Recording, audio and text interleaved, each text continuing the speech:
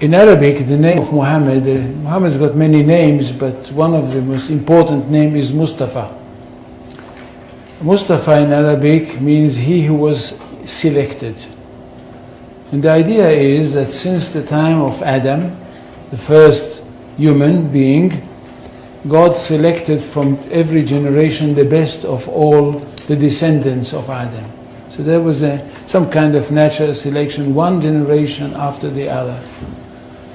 Until at the end, he selected the best of the best of the best of the best. And this is the Prophet Muhammad. And he chose him to give him his word, the exact word of God, and of course selected him to be the prophet that will bring to humanity the finest of all revelations. This is Islam. That we are talking about a culture which is highly rich, highly interesting, and highly rewarding. And that's what the most important thing. It's highly rewarding because it basically, for the ordinary person, it's a very, very simple religion. I'm not talking about philosophers, I'm not talking about academicians, I'm not talking about the great theologians, I'm talking about the simple person for whom Islam is the most rewarding of all religions. At the end of the story, if he is a good Muslim and he dies, he is going to go straight into paradise, and paradise is described in the most colorful way possible in the Quran. And for this reason, I think we should speak about Islam with great respect. And not just, as I can hear some people say, well, it's Islam, it's nothing. No, it's not. And it's not a simple thing that a person like me and others like me in the academy, in fact, dedicated their life for the studying of this culture.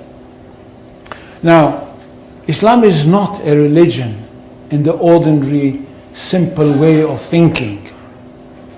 Islam is a culture which comprises everything.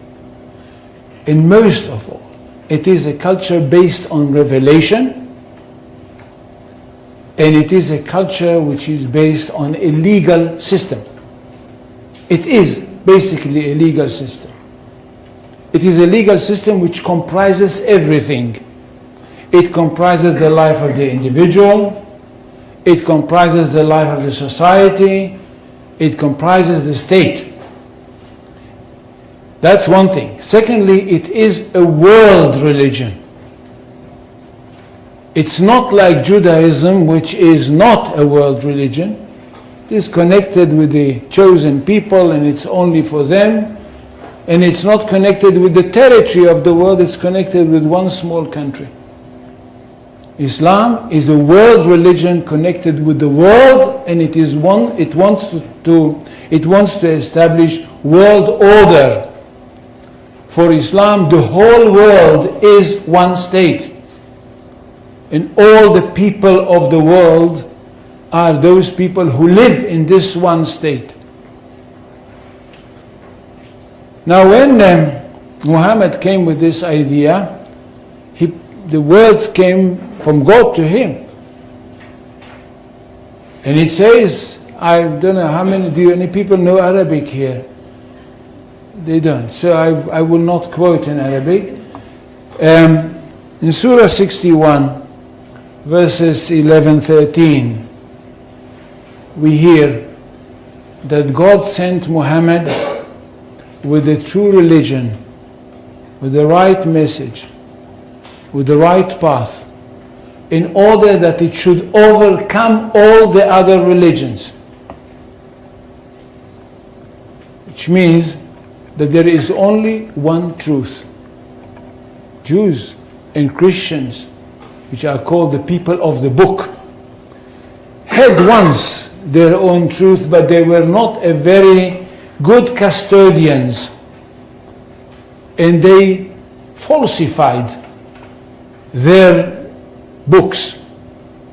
That's why Allah had to send another prophet, a modern prophet, that should bring the last word of God and the only word of God to humanity. This is the Quran.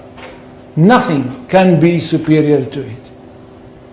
And because of that, this religion is regarded to be one that stands on top of everything else. In Arabic, they say, Al-Islam ya'lu wa la yu'la alayhi. Islam is superior, nothing can be superior to it. Which means we are talking about not only the final word of God, not only about the finest word of God, but the truest of all revelations. Now what does the community have to do? The community of the believers.